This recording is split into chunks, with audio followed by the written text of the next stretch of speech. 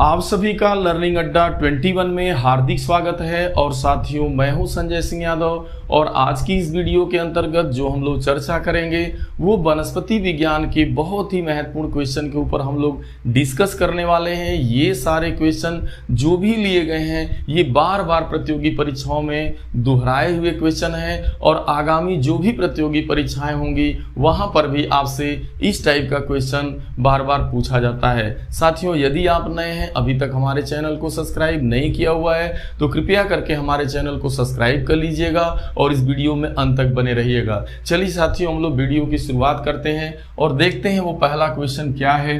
तो साथियों, जो पहला क्वेश्चन यहाँ लिया गया है वो ये है कि क्लोरोफिल के निर्माण में कौन सा तत्व महत्वपूर्ण है। ये बहुत ज़्यादा पूछा जाने वाला क्वेश्चन है कि जो क्लोरोफिल होता है, आपको पता है कि जो पौधे की पत्तियां हरी होती हैं वो क्लोरोफिल के कारण होती हैं। तो क्लोरोफिल के निर्माण में कौन सा तत्व जो है सर्वाधिक महत्वपूर्ण माना जाता है, तो वो आपका मैग्नीशियम है। इसके बाद जो सेकंड क्वेश्चन है वो ये है कि नाइट्रोजन के स्थिरीकरण में कौन सा तत्व योगदान देता है। तो देखिए, नाइट्रोजन का जैसा कि आप जानते हैं कि जो दलहनी पौधे होते हैं उनकी जड़ों में जो है राइजोबियम नामक बैक्टीरिया पाया जाता है और वो वायुमंडल की नाइट्रोजन को डायरेक्ट नाइट्रेट के रूप में अवशोषित कर लेता है। लेकिन नाइट्रोजन का स्थिरीकरण करने में योगदान देने वाला जो तत्व है वो मॉलिब्डेनम है। और एक चीज और ध्यान देना पड़ेगा आपको कि जैसे मॉलिब्डेनम एक तरह से देखा जाए तो उत्प्रेरक का भी काम करता है, क्योंकि आपने देखा है कि जैसे ही वनस्पति तेल का जब हाइड्रोजनीकरण किया जाता है तो वनस्पति घी तैयार होता है और इसमें निकिल एवं मॉलिब्डेनम दोनों एक तरीके से, निकिल उत्प्रेरक का काम करता है और मॉलिब्डेनम जो होता है वो वर्धक का काम करता है। तो यहाँ यह भी क्वेश्चन आपसे प्रतियोगी परीक्षाओं में पूछा गया है कि वनस्पति तेल से वनस्पति घी कैसे तैयार किया जाता है, किस प्रक्रिया के द्वारा तैयार किया जाता है। तो यहाँ पे वनस्पति तेल का हाइड्रोजनीकरण किया जाता है उत्प्रेरकों की उपस्थिति में। तो वहां भी मॉलिब्डेनम आपका उत्प्रेरक का काम करता है, लेकिन नाइट्रोजन के स्थिरीकरण में मॉलिब्डेनम जो है मॉलिब्डेनम स्थिरीकरण का काम करता है। अब कहता है पौधे की संरचना व कार्य की इकाई क्या है। तो आपको पता है अच्छे से कि भाई पौधे की संरचना या कार्य की जो सबसे छोटी इकाई होती है वो कोशिका होती है। यानी जीवन की रचनात्मक एवं क्रियात्मक जो सबसे छोटी इकाई होती है वो सेल होती है, यानी कोशिका होती है। देखिए अगला क्वेश्चन है, पौधों की वृद्धि एवं विकास के लिए कुल कितने आवश्यक तत्वों की जरूरत पड़ती है। पहले ये 16 हुआ करते थे, लेकिन वर्तमान में 17 तत्व ऐसे हैं जो पौधे की वृद्धि एवं विकास के लिए अति आवश्यक हैं। इसकी संख्या आपको मालूम होनी चाहिए, 17। आगे बढ़ते हैं, पौधे में हरिमाहीनता, यानी ऐसा जैसे मान लीजिए कोई पौधा है वो हरा नहीं है, जैसे हीनता का मतलब है कि वो पौधा पूर्ण रूपेण हरा नहीं है, यानी यूं कहा जाए कि पीलापन में ज़्यादा है। यानी पौधे में हरिमाहीनता होती है किसकी कमी से, तो आपको पता होना चाहिए वो मैग्नीशियम एवं आयरन की कमी से। यानी मैग्नीशियम एवं आयरन की कमी से पौधे में हरिहीनता की बीमारी आ जाती है। जैसे आपको पता है कि एनीमिया जो बीमारी होती है ये रक्ताल्पता की कमी से होती है, रक्त की कमी से एनीमिया की बीमारी जन्म ले लेती है। और जो एनीमिया होता है वो आपको पता होना चाहिए कि आयरन की कमी से होता है। तो मैग्नीशियम एवं आयरन की कमी की वजह से जो है पौधा हरा भरा नहीं रह पाता है।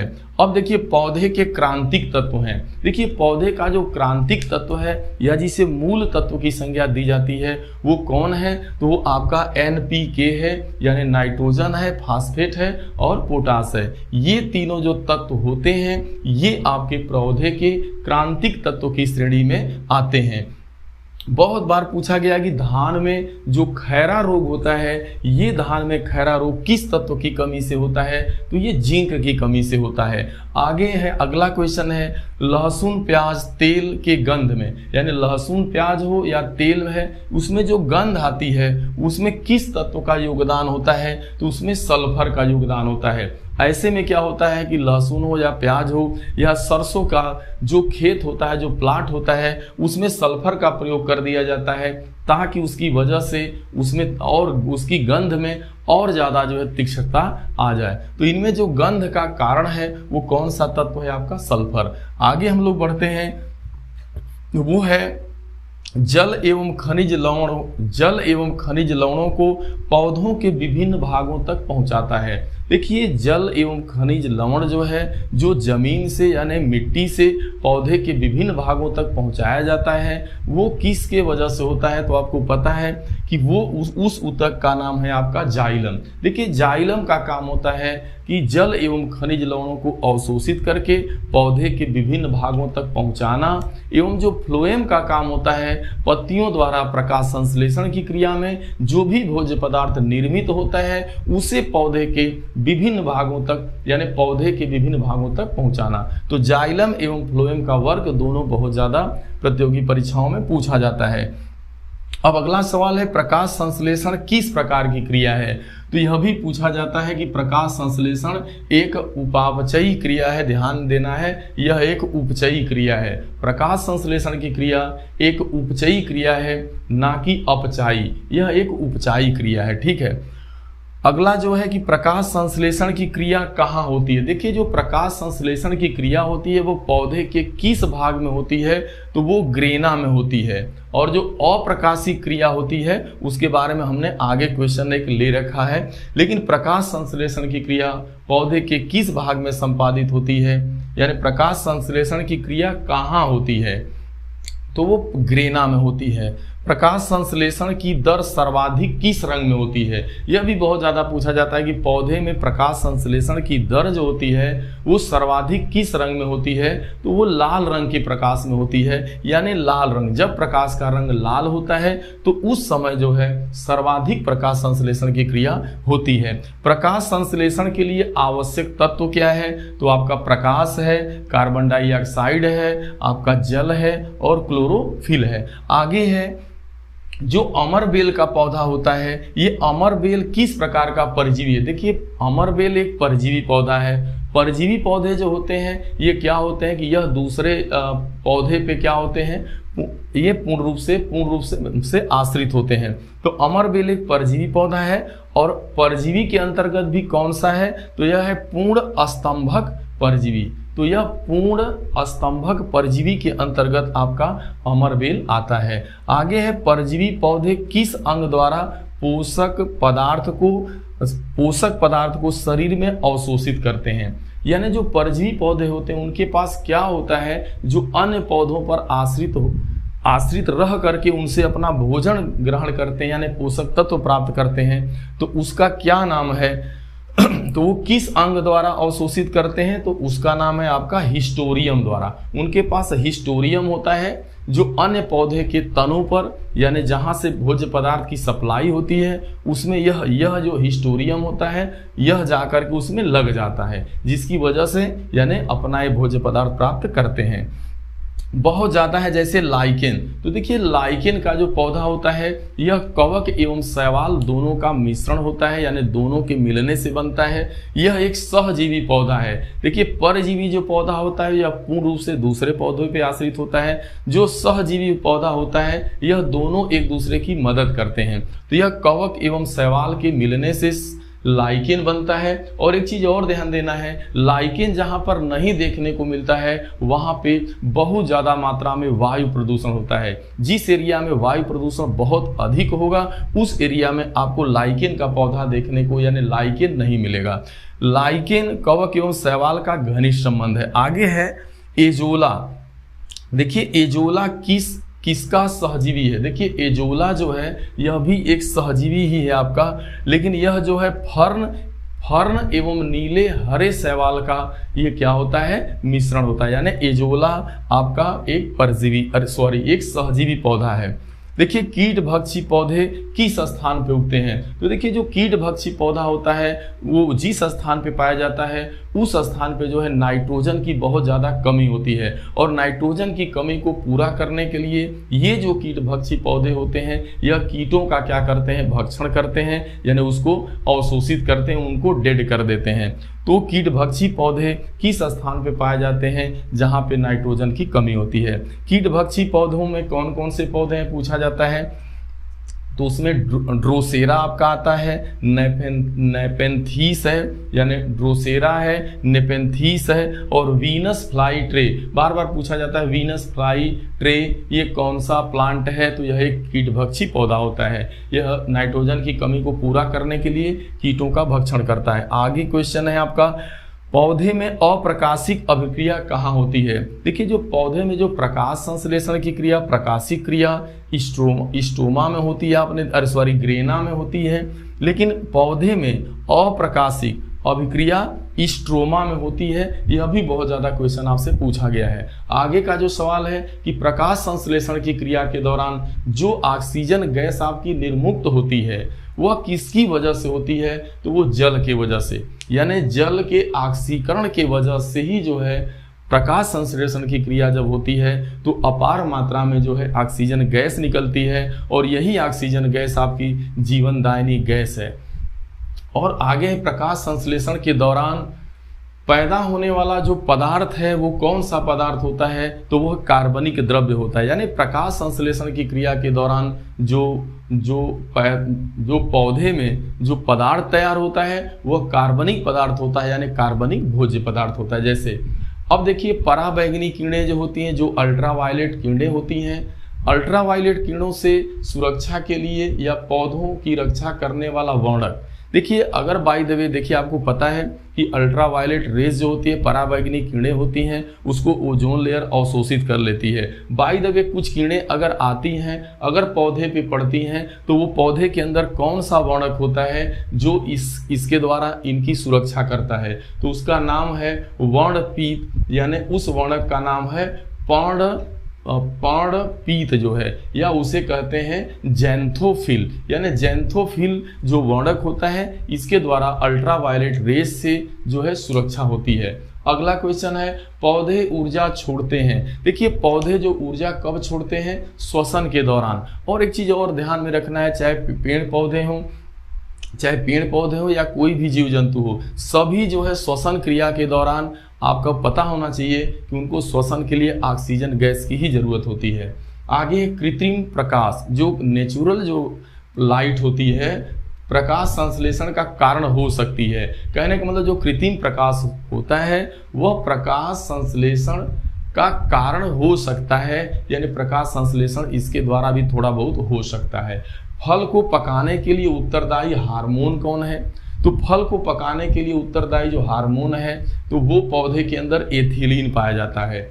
लेकिन हरे फलों को कृत्रिम ढंग से पकाने के लिए किस गैस का उपयोग किया जाता है, तो वो आपकी एसिटिलीन गैस है। अगर कोई कच्चा फल है कृत्रिम रूप से उसको पकाना है तो एसिटिलीन गैस उसके लिए जिम्मेदार है। आगे है ऑक्सैनोमीटर, ध्यान देना है आपको। ऑक्सैनोमीटर का प्रयोग करते हैं क्या करने के लिए, वृद्धि दर नापने के लिए। पौधे की वृद्धि दर को नापने के लिए ऑक्सैनोमीटर का प्रयोग किया जाता है। पादप हार्मोन है साइटोकाइनिन, यानी आ गया साइटोकाइनिन क्या है, तो साइटोकाइनिन एक पादप हार्मोन है। अगला क्वेश्चन है धान, जौ, गेहूं, सरसों, अलसी, दलहन के पुष्प, यानी धान हो गया, जौ या गेहूं, सरसों, अलसी, दलहन, जितने भी दलहनी पौधे हैं के पुष्प क्या होते हैं, उनके पुष्प उभयलिंगी होते हैं। ध्यान देना, धान का पुष्प उभयलिंगी है, गेहूं, जौ, सरसों, ठीक है। एक लिंगाश्रयी पौधा है, यानी एक लिंगी पौधा कौन होता है, तो पपीता है, खजूर है और आपका पिस्ता है। अगला क्वेश्चन है बीज का निर्माण किससे होता है, यानी बीज जो बनता है वो किससे बनता है, तो बीजांड से। जो बीजांड का जो विकसित रूप होता है वही जो है सीड बनाने का काम करता है। आगे है एजोला, बहुधा जैव उर्वरक के रूप में प्रयोग किया जाता है। जो एजोला है ना, यह एक जैव उर्वरक का काम करता है। चूंकि एजोला एक सहजीवी पौधा है तो यह एक जैव उर्वरक का काम करता है। और इसमें होता क्या है, नीले हरित शैवाल होते हैं, यानी जो नीले हरे शैवाल होते हैं एजोला के अंदर, एजोला का निर्माण नीले हरे शैवाल के द्वारा होता है और यह जो है एक जैव उर्वरक का काम करता है। आगे सूक्ष्मजीवी जैव उर्वरक के रूप में प्रयुक्त होते हैं साइनोबैक्टीरिया। कौन प्रयुक्त होते हैं? आपका सूक्ष्म जैव उर्वरक के रूप में साइनोबैक्टीरिया का प्रयोग किया जाता है। देखिए सिनकोना की जो छाल, देखिए जो सिनकोना जो होता है वो आपको पता है कि एक मलेरिया की औषधि है, और यह कुनैन, जो इसके द्वारा कुनैन, देखिए सिनकोना की छाल से कुनैन नामक दवा तैयार की जाती है जो मलेरिया की एक औषधि है। लेकिन इस मलेरिया की औषधि के द्वारा जो एंटीबायोटिक बनता है उसका क्या नाम है? तो क्लोरोक्वीन नाम होता है। मलेरिया की औषधि का नाम, उस एंटीबायोटिक्स का क्या नाम है? क्लोरोक्वीन है। और यह जो आपका सिनकोना का जो वृक्ष होता है यह एक आवृतबीजी पौधा है। यह भी ध्यान देना है, यह एक आवृतबीजी पौधा होता है। उद्योगों में व्यापक रूप से प्रयोग होता है जीवाणु, सूक्ष्म शैवाल एवं कवक, यानी उद्योगों में बड़े पैमाने पे, जैसे मान लीजिए कोई जैव रासायनिक उर्वरक तैयार करना है या कोई भी खाद्य पदार्थ कुछ इस टाइप का, तो उसमें जीवाणु का, सूक्ष्म शैवालों का, कवक का बहुतायत प्रयोग होता है। प्याज के छिलके उतारने से आंसू आते हैं, किस वजह से? तो वो सल्फेनिक अम्ल होता है। प्याज में सल्फेनिक अम्ल होता है जिसके कारण उसका छिलका उतारते समय सल्फेनिक अम्ल पाया जाता है, जिसकी वजह से आंख से आंसू आते हैं। विश्व का सबसे बड़ा पुष्प क्या है? तो विश्व का सबसे बड़ा जो फूल है वो आपका रेफ्लेक्सिया का फूल माना जाता है। अगला सवाल है, दूध से दही में परिवर्तन के लिए बैक्टीरिया जो दूध से दही में, यानी जो बैक्टीरिया दूध को दही में परिवर्तित करता है उस बैक्टीरिया का नाम है लैक्टोबैसिलस। लैक्टोबैसिलस नामक बैक्टीरिया के द्वारा दूध दही से परिवर्तित होता है। ईस्ट और मशरूम हैं, देखिए चाहे वो ईस्ट हो चाहे मशरूम हो, यह एक फंगस है, यानी फंगी है, फफूद है। मशरूम क्या है? एक फफूद है आपका। और मशरूम आपको पता है कि यह जो है एक मृतोपजीवी पौधा होता है, ना ही परजीवी है और ना ही जो है आपका सहजीवी है, बल्कि यह मृतोपजीवी है, चाहे ईस्ट हो चाहे मशरूम हो। कहता है किस समूह, देखिए किस समूह से हुई मृत्यु का पता लगाने के लिए, देखिए ये कह रहा है कि किस समूह, ये कह रहा है कि जैसे डूबने से मृत्यु का पता लगाने के लिए किस जो है किस केमिकल का जो है प्रयोग किया जाता है या जिससे पता चलता है, तो वो है आपका डायटम। जैसे कोई व्यक्ति डूबने से उसकी मृत्यु हुई है, इसका पता लगाने के लिए जो है किसका प्रयोग किया जाता है? तो आपका डायटम का प्रयोग किया जाता है। आगे है, किस फल का विकास पुष्प क्रम से होता है? देखिए पुष्प क्रम से जो विकास होता है वो अनानास का होता है, ठीक है। किस फल में असली और नकली यानी फॉल्स फ्रूट और ट्रू फ्रूट दोनों फलों का गुण होता है? तो वो है काजू। यानी कौन ऐसा फल है जिसमें ट्रू फ्रूट्स एवं फॉल्स फ्रूट दोनों के गुण पाए जाते हैं? तो वो आपको याद रखना है, काजू है। केसर का क्या खाया जाता है? केसर एक तरह से पुंकेसर होता है। वृक्षों की आयु की गणना किसके द्वारा की जाती है? तो ये अगला क्वेश्चन है। तो वृक्षों के आयु की गणना वार्षिक बलयों की संख्या के आधार पे की जाती है। और आगे जो क्वेश्चन लिए गए हैं, लौंग जो होती है, यह भी बार बार पूछा गया है कि लौंग एक आपकी पुष्प कलिका होती है। जो आगे है वो अगला क्वेश्चन है कि टमाटर के लाल रंग का कारण क्या होता है? तो टमाटर जो लाल रंग का होता है वो लाइकोपीन के वजह से ऐसा होता है। आगे है, अफीम पोस्ते के पौधे किस भाग से तैयार होते हैं? तो वो तैयार होता है अधपके फल से। यानी जो अफीम जो तैयार किया जाता है वो अधपके फल से तैयार, यानी अफीम का जो पोस्ता होता है, अफीम पोस्त पौधे के किस भाग से तैयार किया जाता है? तो वो अधपके फल से। मार्फीन किससे प्राप्त होता है? तो जो मार्फीन प्राप्त होता है वो फल से प्राप्त होता है। और अगला क्वेश्चन है, बंद गोभी का खाद्य यानी बंद गोभी का जो खाद्य अंश होता है वो क्या होता है? वो कायिक कलिका। यानी बंद गोभी की हम लोग कायिक कलिका को खाते हैं, यानी उसकी कलिका को खाया जाता है, ठीक है, कायिक कलिका। आगे है, रेनिन व तारपीन प्राप्त होता है। यानी रेनिन और तारपीन का तेल किससे प्राप्त होता है? तो वो पाइनस से प्राप्त होता है, पाइनस के पौधे से। लोहे का अंश सबसे अधिक पाया जाता है, यानी किसमें लौह तत्व सबसे अधिक पाया जाता है? तो आपको पता है हरे पत्तेदार सब्जियों में लौह तत्व जो है अधिक मात्रा में यानी आयरन पाया जाता है। प्रोटीन व वसा प्रचुर मात्रा में पाया जाता है, यानी प्रोटीन और वसा दोनों किसमें बहुत ज़्यादा मात्रा में पाए जाते हैं, तो उस खाद्य पदार्थ का नाम है मूंगफली। मूंगफली में प्रोटीन वसा दोनों ज़्यादा पाए जाते हैं। लेकिन कौन ऐसा किसमें सर्वाधिक प्रोटीन पाया जाता है, तो वो आप जानते हैं सोयाबीन में। लाल मिर्च में तीखेपन का कारण क्या है, तो वो आपका कैप्सेसिन, जो कैप्सेसिन होता है, कैप्सेसिन की वजह से जो लाल मिर्च होती है वो तीखी होती है। समुद्री खरपतवार में मुख्यतः पाया जाता है, जो समुद्री खरपतवार है उसमें मुख्य रूप से क्या पाया जाता है, आयोडीन पाया जाता है। कपास का मुख्य घटक क्या है, तो जो कपास यानी जो रुई होती है उसका मुख्य घटक आपका सेलुलोज है। और आपको पता होना चाहिए कि जंतु की जो कोशिका भित्ति होती है दीवार वो काइटिन की बनी होती है, और वनस्पति की जो कोशिका भित्ति होती है वो सेलुलोज की बनी होती है। किस पादप को शाकीय भारतीय डॉक्टर की उपमा दी जाती है, यानी कौन ऐसा पौधा है जिसे शाकीय भारतीय डॉक्टर की उपमा दी जाती है, तो वो आपका तुलसी है। अगला क्वेश्चन है वर्गीकरण के आधार, वर्गीकरण की सबसे छोटी इकाई क्या है, यानी जो वर्गीकरण की सबसे छोटी इकाई है वो आपकी क्या है, स्पीसीज है, यानी जाति को कहा जाता है। वर्गीकरण की सबसे छोटी इकाई जाति है। श्वसन एवं उत्सर्जन किस प्रकार की जैविक क्रियाएं हैं, यानी श्वसन की क्रिया हो चाहे उत्सर्जन की क्रिया हो, वो किस प्रकार की जैविक क्रियाओं में आती है, तो वो जैविक क्रिया है आपकी अपचायक। वो अपचायक जैविक क्रियाओं के अंतर्गत आती है। कोशिका में सबसे बड़ा कोशिकांग क्या है, यानी जो कोशिका है उसमें सबसे बड़ा कोशिकांग यानी कोशिका का अंग कौन सा होता है, तो उसका नाम है गाल्जी काय। और अगला सवाल है कि एटीपी का निर्माण कहाँ होता है, माइटोकॉन्ड्रिया में होता है। और आपको पता है कि माइटोकॉन्ड्रिया को ऊर्जा गृह के नाम से जाना जाता है। और किस कोशिकांग को बायोप्लास्ट की संज्ञा दी जाती है, ध्यान दीजिएगा, किस कोशिकांग को बायोप्लास्ट की यानी बायोप्लास्ट की संज्ञा दी जाती है, तो वो है आपका माइटोकॉन्ड्रिया। साथियों यहाँ पर इस वीडियो के अंतर्गत तकरीबन 75 क्वेश्चन प्लस के ऊपर हम लोगों ने डिस्कस किया, और सब जो है वन लाइनर क्वेश्चन थे।